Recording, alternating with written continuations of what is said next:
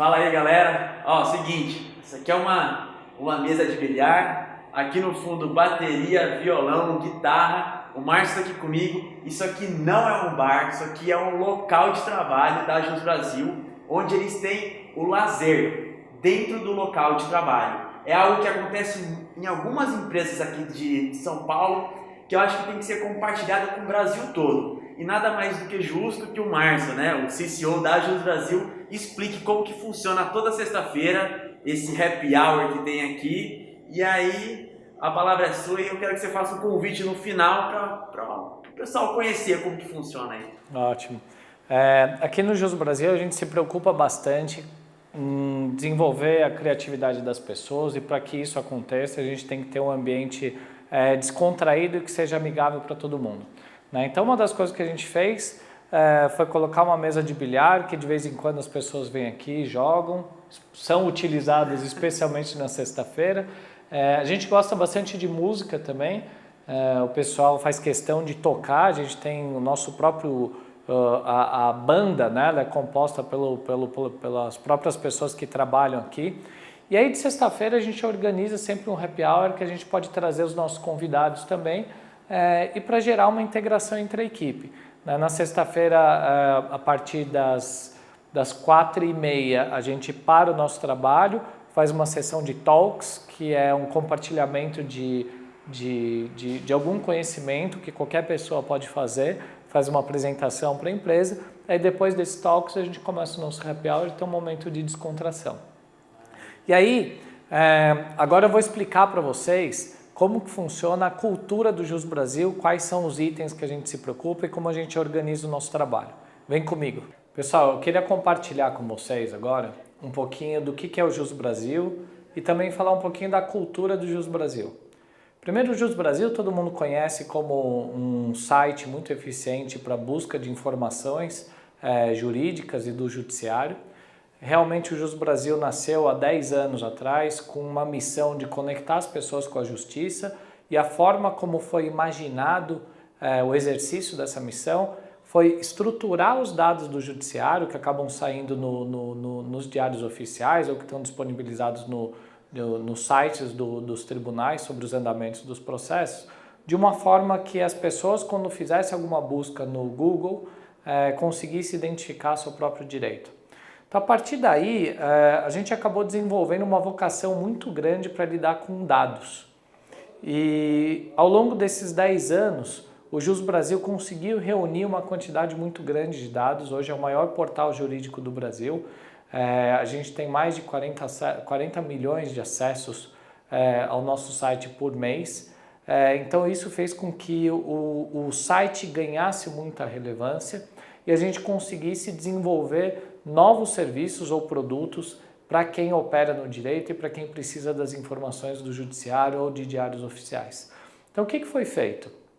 Além das assinaturas que qualquer pessoa que trabalha com os dados pode fazer para acessar a íntegra de documentos que estão publicados, né, ou ter grande quantidade de recortes com palavras específicas ou número de ordem específico da OAB, como se fossem os recortes dos diários oficiais que qualquer advogado está acostumado a receber. Nós também desenvolvemos um RP para fazer a gestão dos processos de uma carteira contenciosa. Esse sistema ele já está aberto ao público, vai ser lançado na próxima semana. A gente começou a comercializar na semana passada na Fenaló. E a gente começou a trabalhar um atendimento ou suporte de um advogado de ponta a ponta. Então, como que funciona isso? Hoje, quando qualquer pessoa entra vai fazer uma pesquisa via internet de um determinado assunto, como o Jus Brasil tem muita relevância na internet, né, a gente tem mais de 40 milhões de acessos por mês, o conteúdo que foi indexado, que foi armazenado dentro do Jus Brasil, tende a ficar listado nas primeiras páginas do Google. Então é muito comum uma pessoa fazer uma pesquisa, sei lá, de dano moral, ou quero um contrato, ou algum assunto aleatório e sair nos primeiros lugares o site do Jus Brasil. Quando essa pessoa clica nesse link, ela entra dentro do nosso portal, do Jus Brasil, e lá ela vai ter acesso a diversos artigos ou decisões do judiciário e tem a possibilidade dela se conectar com o advogado, né? Qualquer advogado pode fazer essa assinatura e receber essas oportunidades que acabam sendo geradas pelo site, por esse movimento, por esse acesso, né, por essa quantidade de acessos que são feitos no nosso site. A partir do momento que o advogado clicou nessa opção, né, ele recebe como se fosse numa timeline, né, de rede social, que a gente está acostumado a ver. A partir do momento que o advogado clicou em abrir sala, ele pode se contatar diretamente com esse cliente e aí ele vai ligar para o cliente, mandar e-mail, convidar para o seu escritório, cada um segue a estratégia que quiser. Uma vez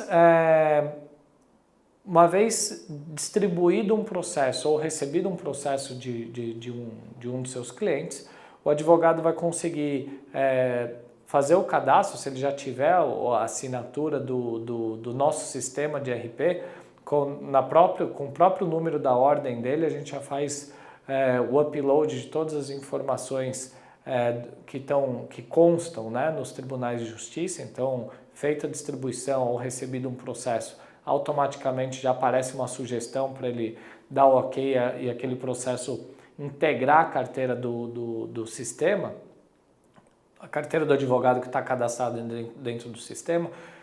O advogado vai ter acesso, ou o usuário do nosso sistema vai ter acesso às diversas funcionalidades que nós desenvolvemos. Então tem o cadastro dos processos, ele vai poder receber todas as publicações dentro dessa mesma página, fazer agendamento de prazo e até mesmo utilizar dos outros serviços, que é contratação de alguma diligência. Então quando ele clicar no item de contratação de diligência, ele vai ter a possibilidade de acessar a maior rede de escritórios credenciados do Brasil. Hoje nós temos mais de 110 mil escritórios que prestam serviço dentro dessa plataforma. E ele vai receber em cerca de 7 minutos, hoje em 7 minutos em média, ele recebe pelo menos 3 propostas para escolher qual advogado que ele gostaria de contratar para aquela diligência. Então nesse ponto, nós fazemos uma conexão entre o escritório ou o advogado que gostaria de uma diligência e o escritório ou o advogado que gostaria de prestar ou de executar essa diligência lá no fórum ou no lugar de destino da prestação do serviço. Feito isso, automaticamente já vai ter todo o sistema de gestão e pagamento integrado nessa plataforma. Além disso, um outro serviço que está sendo bem utilizado pelos advogados e muito procurado, porque ajuda bastante, é a automação de documentos. A automação de documentos é a possibilidade da gente construir um formulário inspirado no raciocínio jurídico que a gente precisa seguir para elaborar um documento judicial ou um contrato.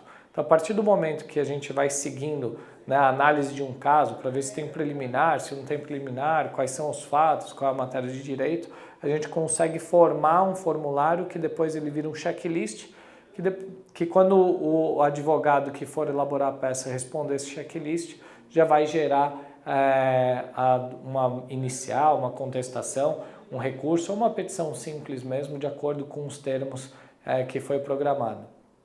Além disso, para o próximo ano, a gente vai desenvolver uma nova série de produtos que realmente são produtos que vão ser diferenciados no mercado, né? Como eu disse, nós temos um grande número de informações, o maior número de informações do Judiciário do Brasil, e a gente está trabalhando com Big Data, aplicando Machine Learning e fazendo a modelação desses dados para que qualquer pessoa consiga acessar a jurimetria de uma determinada carteira ou de um determinado assunto e a partir daí colher informações precisas e estratégicas para tomar uma decisão, seja com relação à própria prestação de serviço de uma empresa ou de um escritório de advocacia, como que ele tem que desenvolver as suas teses e até mesmo os números gerenciais de uma carteira de contencioso que está distribuída aqui no nosso território brasileiro, né? no judiciário brasileiro. Fora isso, eu gostaria de compartilhar com vocês também um pouco da cultura do Jus Brasil.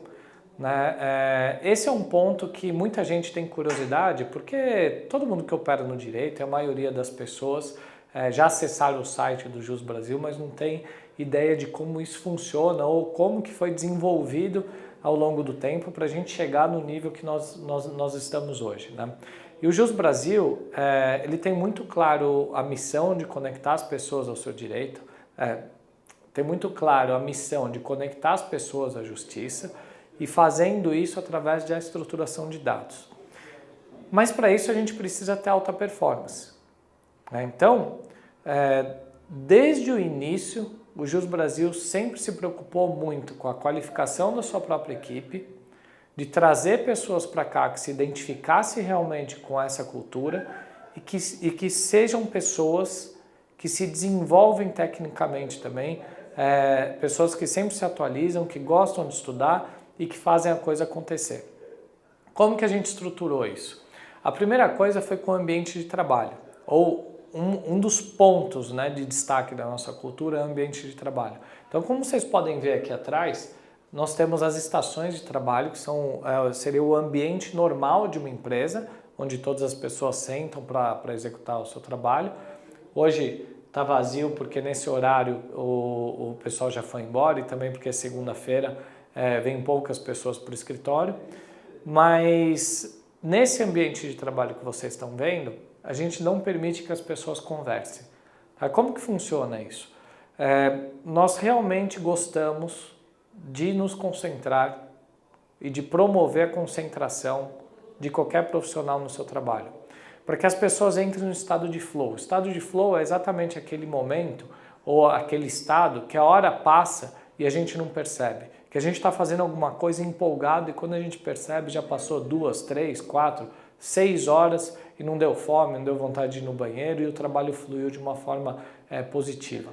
Esse é justamente o estado que nós somos mais produtivos.